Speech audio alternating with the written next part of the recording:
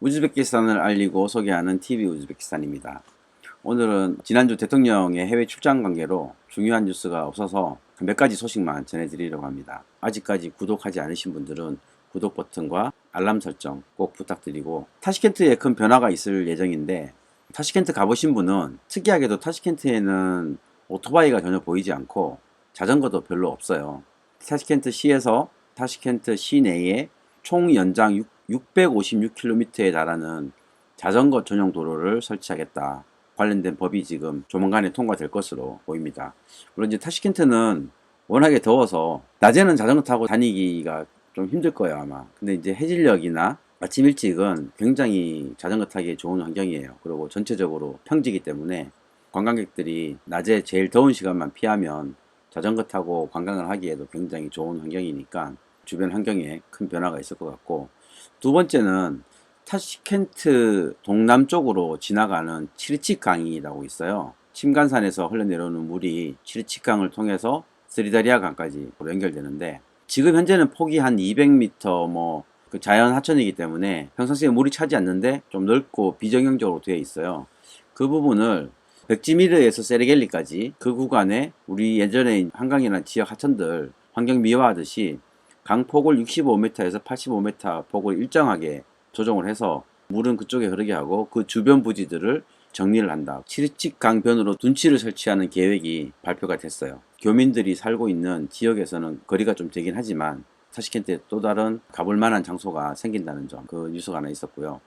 또 하나는 지난 2월 달에 대통령이 반부패 감독기관을 만들라고 국회에 요청을 했었는데, 오늘 우리나라 말로 하면 아마 공수처쯤 될 거야. 아마 공무원의 비리를 단속하는, 검찰기관에 귀속되지 않고 독립적인 기관으로 공무원들의 비위를 조사하고 감시하는 그런 기관을 조직하는 것에 대한 최종 대통령 승인이 났어요. 이러한 이제 부패 척결에 대한 프로그램은 월드뱅크나 IMF에서도 요구하는 사항이고, 아마 우즈베키스탄의 국제 신용도를 높이는데 중요한 역할을 할 것으로 보입니다. 사실 우즈베키스탄이 국가 청렴 지수가 그렇게 높지는 않았었어요. 외국인 입장에서 제가 사업할 때 그렇게 공무원들이 뭐 뇌물을 요구한다거나 아니면은 사업을 빌미로 금품을 갈취한다거나 그런 건 없었는데, 가끔씩 이제 한국 분들 중에 공장을 하시는 분들 얘기를 들어보면 뭔가 좀 불편하게 해서 돈이 나가게끔 하는 일들이 좀 종종 있었거든요.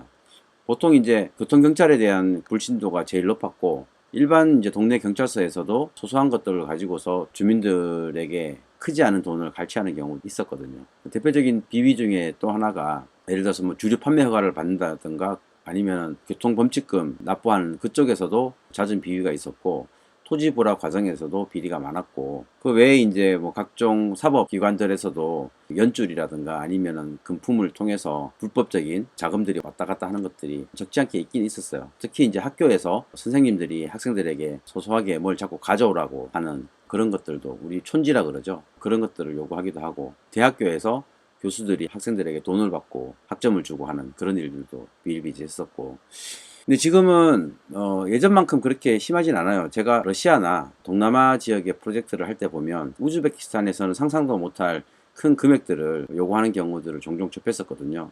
근데 우즈베키스탄에서 제가 사업할 때는 적어도 뭐 그런 것들은 없었고, 소소하게 자국민들에게 뭐 얼마 안 되지만 작은 돈을 요구하는 경우도 있었는데, 앞으로는 그런 부분들도 깨끗하게 청산이 되기를 기대해 봅니다. 지난주에 양기울에 한국조폐공사에서 하고 있는 공장이 하나 있어요. 면펄프 공장이라고, GKD 글로벌 콤스코 대우 뭐 이렇게 해서 GKD라는 공장이 있는데, 그게 창고에서 불이 나서 한 10억 원 정도의 피해를 봤다고 하더라고요. 이 공장에서 이렇게 특히 이제 원면을 다루는 그런 공장에서 불이 나서 뭐 10억이면 우즈베키스탄에서는 100만 불이잖아요. 적지 않은 비용이긴 한데, 그런 안타까운 소식도 하나 있었고, 그리고 이제 최근에 그 우즈베키스탄 매스미디어의 어떤 자세의 변화 같기도 한데, 교통사고와 관련된 그런 기사들이 좀 더 자주 올라오더라고요. 예전에는 교통사고 같은 것들은 무시하고 지나갔었는데, 최근에는 인명사고가 나면 뉴스에 자주 올라와요. 그래서 교통사고도 좀 잦은 편인 것 같고, 우즈베키스탄에서 최근 아프가니스탄 관련돼 가지고 여러 가지 이야기들이 있는데, 그러니까 오바마 정부 때 2012년 13년 그때쯤에 우즈베키스탄을 통해서 아프가니스탄에 있는 미군에게 군수 물자를 공급해주는 그런 루트를 이제 개발하려고 하는 그런 움직임이 있었었거든요. 그 당시에 아프가니스탄에 한 5만 명 정도 군인이 있었는데 보통 이제 군인 한 명당 민간인 한 4명 정도가 군인이 활동하는 데 필요한 서포트를 해야 된다고 하더라고요. 그래서 군인이 5만 명이면 민간인이 한 20만 명 정도가 밀리터리 베이스들을 서포트해주는 그 사람들에게 필요한 물자들을 공급해주는 라인이 우즈베키스탄을 통해서 일부 들어갔었고 그런 부분들을 확장하는 계획이 있었는데 지금 최근에는 이제 미군이 대부분 철수하고 현재 아프가니스탄에 한 8천 명 정도 있다고 제가 얘기 들었습니다. 그리고 지금 탈리반이랑 미국이랑 남아있는 8천여 명의 미군이 철수하는 조건들을 협상을 하고 있는데 이 미군이 최종적으로 철수하고 나면 이제 두 가지 시나리오가 가능할 것 같은데요. 하나는 지금 미군이 세워놓은 카불 정부하고 탈레반하고 또다시 또 내전으로 가는 그런 시나리오가 있을 수 있고 아니면은 이제 미국과의 전쟁이 종식이 되고 아프가니스탄이 다시 이제 정상적인 국가로 체제가 안정적으로 돌아가는 뭐 그런 시나리오가 가능한데 아프가니스탄이 지금 인구가 3,500만이라고 얘기를 하고 있거든요. 국외로 피난 간 사람이 한 500만 명 정도 된다고 해요. 다 합치면 한 4천만 되는데 어쨌거나 인접 국가에 전쟁이 나면 가장 혜택을 많이 보는 게 이웃 국가잖아요.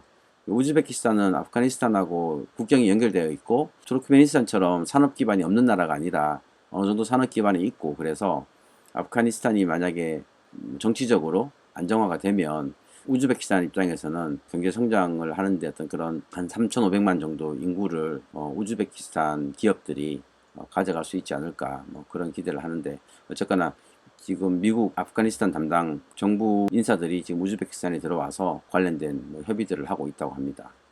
마지막으로 어제까지 지금 우즈베키스탄의 그 확진자 발생률이 거의 한 200명을 넘어서고 있어요. 계속 250명씩 이렇게 나오고 있는데 뭐 일단 숫자가 뭐 그렇게 되니까 한 3, 4일 지나면 한 1000명 또 늘어요. 그래서 지금 8000명대가 됐는데 그래도 뭐 여러 번 말씀을 드리지만 해외에서 일하고 있는 자국 근로자들이 들어오면서 그 확진자 숫자가 많이 늘어나는 편이고 지역사회 감염자는 아직까지 30명을 넘지 않고 있거든요.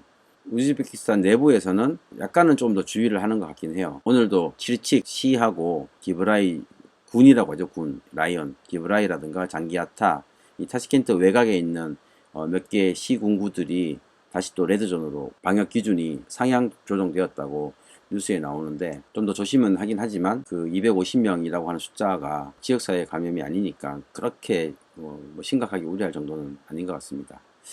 오늘 삼성전자가 전세기를 띄워가지고 우즈베키스탄에 들어갔거든요. 아시아나 비행기를 타고 삼성전자도 우즈베키스탄에 냉장고, 세탁기 뭐 등등 백색가전 라인들을 우즈벡 현지 기업하고 같이 제작을 하는데 아마 생산 라인이 아마 완성이 됐나 봐요. 추가적으로 그 라인들을 확인하기 위해서 들어간 것 같고 다음 주 월요일부터는 일반인들이 탈 수 있는 비행기가 뜨게 되죠.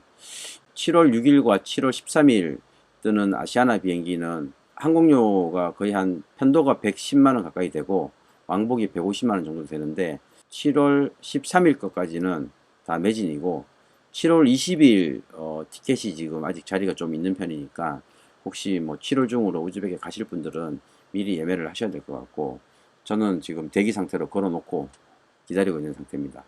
오늘 간단하게 몇 가지 우즈벡 관련 소식 전해드렸고요. 아직까지 구독하지 않으신 분들은 구독 버튼과 알람 설정 꼭 부탁드리고 다음 영상에서 뵙도록 하겠습니다.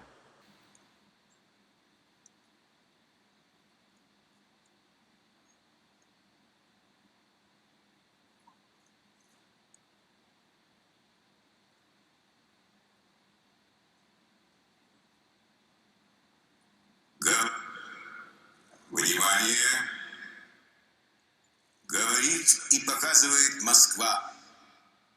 Слушайте и смотрите Красную площадь. Парад Победы!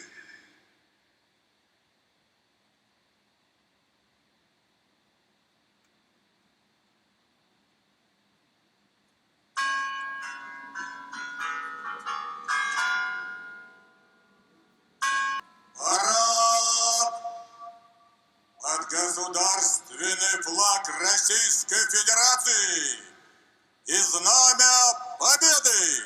Смирно! Для встречи слева! Направо!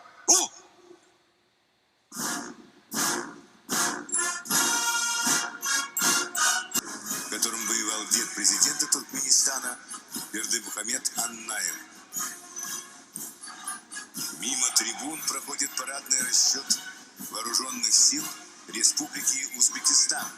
Командует расчетом первый заместитель командующего войсками Ташкентского военного округа полковник Шакир Хаиров. На Красной площади юные участники в июне 45 года 210 воспитанников училища впервые приняли участие в параде Победы.